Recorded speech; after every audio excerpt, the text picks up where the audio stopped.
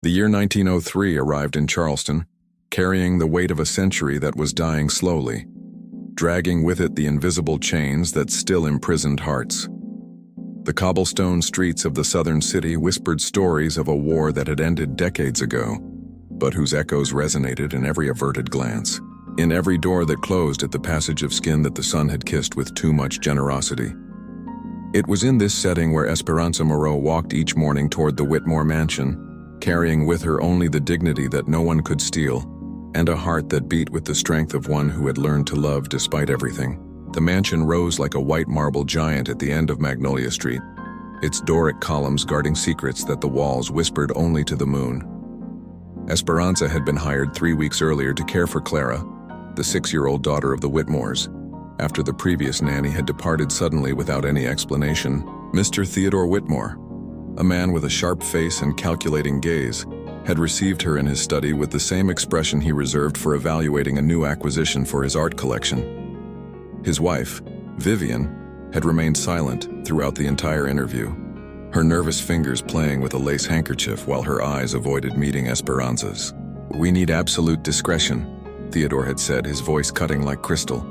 "Clara is special. She requires particular care." The words floated in the charged air of the study, but Esperanza had nodded, accustomed to reading between the lines the truths that whites preferred not to pronounce. The pay was generous, too generous for simple nanny work, which made an alarm bell ring softly within her. But the needs of her own family, the medicines her elderly mother required, silenced those doubts like cold water on burning coals. The first encounter with Clara had been like contemplating a miracle wrapped in tragedy. The child was of ethereal beauty, almost ghostly, with golden hair that fell in soft waves over her shoulders and eyes the color of winter sky. But there was something more in that gaze, a depth that didn't correspond to her 6 years, as if she had seen too much for her age. Clara didn't speak, not for months according to what the servants had murmured, and communicated only through gestures and drawings she made with disturbing precision. Her illustrations always showed the same figure, a dark-haired woman surrounded by withered flowers. Esperanza had felt an immediate connection with the little one, recognizing in her the same isolation that had marked her own childhood. During the first days, she dedicated herself to establishing routines, creating small rituals of care and affection that began to draw timid smiles from Clara's pale face. She sang her songs in Creole that her grandmother had taught her, tales of distant lands where women like her were queens and priestesses, and little by little the child began to respond with small gestures of trust. But Charleston was a city that fed on rumors like termites devour wood, and soon whispers began to circulate about the Whitmores' new nanny. In the market, ladies covered their mouths with fans to exchange venomous comments. "They say she practices voodoo. I saw strange smoke coming from her room. The blacks from Louisiana bring ancestral curses with them." Each word was a silent stab that Esperanza received with her back straight, but that hurt no less for it. Mrs. Whitmore began to observe her with growing suspicion, appearing suddenly in places where Esperanza cared for Clara, like an elegant but hostile ghost. Her questions became more direct, more accusatory. "What exactly do you sing to her? Why does Clara seem so different when she's with you? What do those amulets you wear around your neck mean?" Esperanza responded with the patience of one who has learned that truth is rarely enough for those who have decided to believe in lies. The days followed like pages of a book written in invisible ink, revealing their secrets only to those who knew where to look. Esperanza had begun to notice details that others overlooked. The way Theodore Whitmore disappeared at night, returning at dawn with the smell of alcohol and something deeper, darker. The bottles of medicines that lined Vivian's vanity. Labels in Latin that promised peace for tortured minds. The screams that sometimes resonated from the basement and that the servants pretended not to hear. Clara, for her part, had become Esperanza's constant shadow, following her through the mansion with silent steps, clinging to her skirts as if she feared she might disappear. The child had begun to draw new images, more disturbing than the previous ones. Dark figures hiding in the corners of her room, hands extending from under her bed, and always, invariably, Esperanza's protective silhouette keeping them at bay. One October afternoon, while leaves fell like golden tears over the mansion's gardens, Clara experienced the first episode. Esperanza had taken her to the garden to pick flowers when suddenly, the child began to convulse, her eyes rolling back and foam emerging from her lips. The scene lasted barely a few minutes, but it was enough for the gardener, an elderly man named Samuel, to run looking for the house's masters. When they arrived, Clara had already recovered, but the seed of panic had been planted. "What have you done to my daughter?" screamed Vivian, her voice breaking like fine crystal. Theodore remained silent, but his accusing eyes pierced Esperanza like poisoned daggers. Dr. Morrison was called immediately, a stern-looking man who examined Clara with the meticulousness of a scientist studying a rare specimen. His diagnosis was vague, mentioning possible hereditary nervous disorders, but Esperanza could read in his eyes the same distrust she had seen in so many others. The rumors spread through Charleston like a summer fire.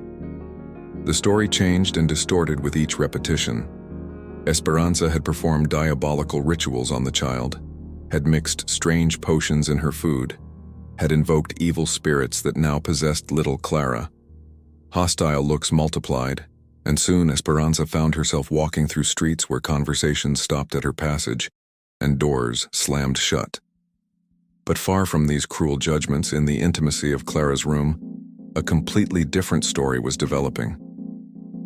The child had begun to speak again, whispering words in Esperanza's ear that no one else could hear. She told her about the shadows that danced on the walls at night, about the voices that emerged from the basement when the house slept, about the fear that paralyzed her every time her father looked at her with those eyes that didn't seem human. "Esperanza," Clara had said one night, clinging to her with desperate force, "the shadows say you're going to leave like the other lady." The revelation fell on Esperanza like ice water. What had happened to the previous nanny? Why did no one speak of her? Her attempts to obtain information ran into walls of silence, evasive looks and elusive answers that only increased her unease. Samuel, the gardener, was the only one who dared to speak, though it was in whispers, and only when he was sure no one could hear him.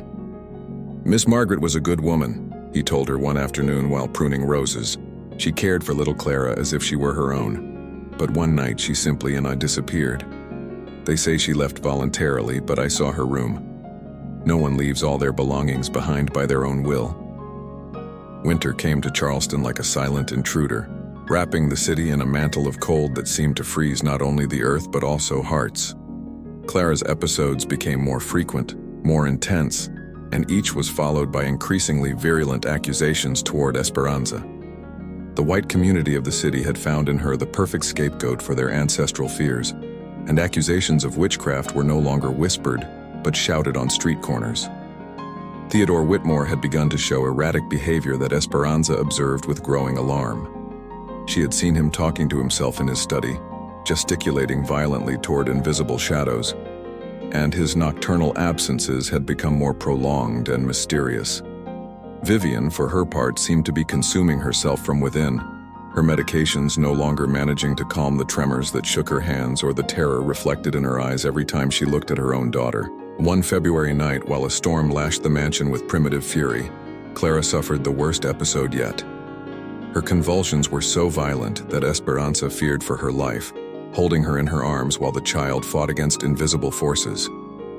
But what terrified her most were not the convulsions, but the words Clara pronounced during the episode.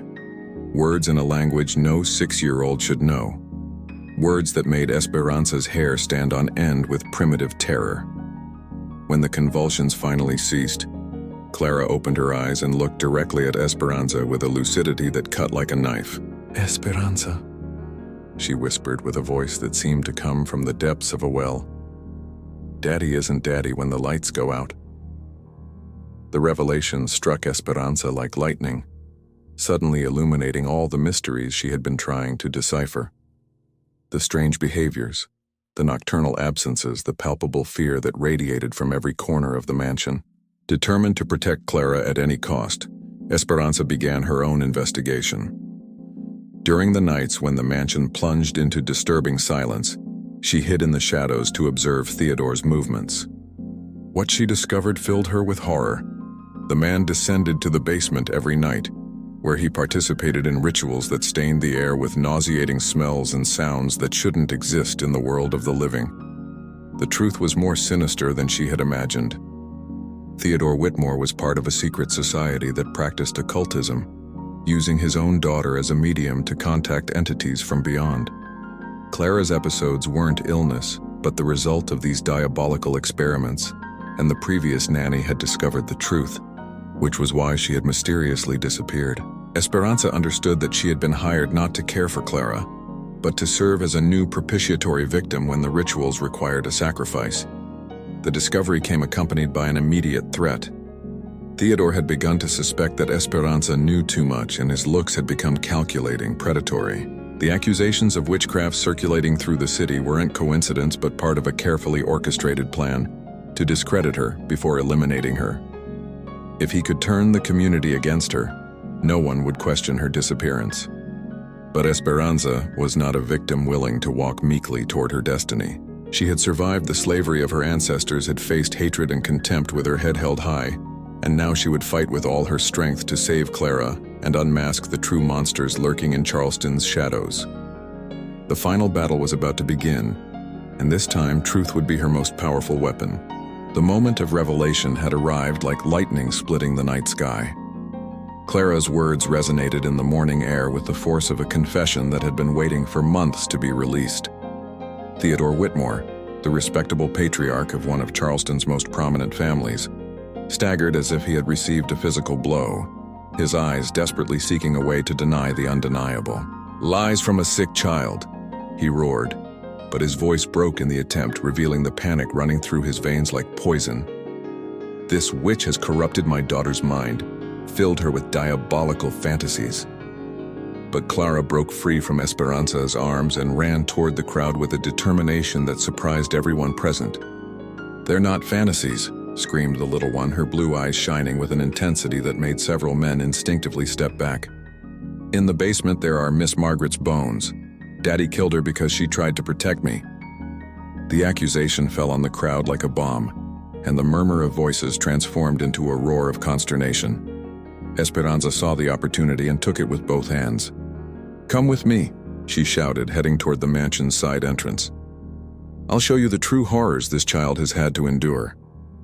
The crowd, divided between bloodthirst and morbid curiosity, followed her in a disturbing procession that entered the marble halls of the Whitmore mansion. The descent to the basement was like a journey to the depths of hell. The stone steps descended in a spiral, and the air became thicker and more nauseating with each step. The torches carried by some of the men projected dancing shadows that seemed to come alive on the damp walls. Theodore tried to block the way, but the human mass trampled him without contemplation. His authority vanished like smoke in the wind. What they found in the basement exceeded the worst imaginations of those present. The space had been converted into a ritual chamber that defied all rational understanding. Circles drawn with blood decorated the stone floor. Occult symbols covered the walls like diabolical writing, and in the center, an improvised altar showed evidence of sacrifices that froze the spectators' blood. But most disturbing were the human remains carefully arranged in a corner, some still wearing fabric scraps that several recognized as belonging to Margaret Thompson, the previous nanny. Reverend Blackwood, whose face had acquired a greenish tone, approached the altar trembling. His hands found a diary bound in black leather, whose pages contained detailed annotations of rituals and experiments performed on Clara. The handwriting was undoubtedly Theodore Whitmore's, and the dates corresponded exactly with the episodes the child had suffered. "My God," murmured the Reverend, his voice barely audible. "We have been pursuing the lamb while the wolf devoured the flock." The transformation in the crowd was instantaneous and terrible. The fury they had directed toward Esperanza now turned against Theodore with an intensity multiplied by guilt and shame at having been deceived. The man tried to flee, but there was no possible escape. Furious hands grabbed him, voices roared demanding justice, and in a matter of minutes, the hunter had become the prey. Esperanza, meanwhile, had taken Clara in her arms and moved her away from the tumult. The child trembled violently, but for the first time in months, her eyes showed something resembling peace. "Is it over, Esperanza?" she whispered against her neck. "Do I not have to be afraid anymore?" Tears rolled down Esperanza's cheeks as she caressed the little one's golden hair. "It's over, my child. You will never have to fear again." Charleston's justice was swift and definitive. Theodore Whitmore was arrested that same morning, and the evidence found in the basement guaranteed he would never be able to hurt anyone again. Vivian, finally freed from the terror that had paralyzed her life for years, confessed to having known about her husband's activities but being too terrified to act. Her fate was confinement in a sanatorium, where she could receive the treatment she needed to heal her broken mind. For Esperanza, vindication came accompanied by apologies that tasted like ashes in the mouths of those who pronounced them. The community that had been ready to burn her alive now acclaimed her as a heroine, but she knew that forgiveness couldn't erase the poison of racism that had come so close to destroying her. However, there was something more important than public recognition. She had Clara, and Clara had her. The last rays of March sun filtered through the Whitmore mansion windows, while Esperanza packed her few belongings. Clara had fallen asleep in the bed, her face peaceful for the first time since they had known each other. Tomorrow they would depart for New Orleans, where Esperanza had family and where they could begin a new life away from Charleston's ghosts. She had decided to legally adopt Clara, and the courts, embarrassed by their role in recent events, had expedited the procedures. While carefully folding the child's clothes, Esperanza reflected on the events that had changed their lives forever. Evil had been defeated, but at a terrible cost. Clara's innocence had been stained in ways that would take years to heal, and she herself carried invisible scars that would never completely disappear. However, she had also discovered the strength of her own courage and the transformative power of unconditional love. Samuel appeared in the doorway with a shy smile and a small suitcase. "Miss Esperanza," he said softly, "I was wondering if I could accompany you to New Orleans. This place is no longer home for any of us." Esperanza smiled, recognizing in the old gardener the same need to start over that beat in her own heart. "Of course, Samuel. We all need a new beginning." The story of Esperanza Moreau and Clara Whitmore would become legend in years to come, told in whispers in kitchens and aloud in churches as testimony to the triumph of good over evil. But for those who lived it, it was much more than a story. It was a lesson about the price of prejudice, the strength of truth, and the redemptive power of love that transcends all barriers imposed by human hatred. In New Orleans, under the infinite southern sky, a black woman, a white child, and an elderly gardener would forge a family that would defy all the conventions of their time, demonstrating that true love knows no boundaries of color, class, or circumstance.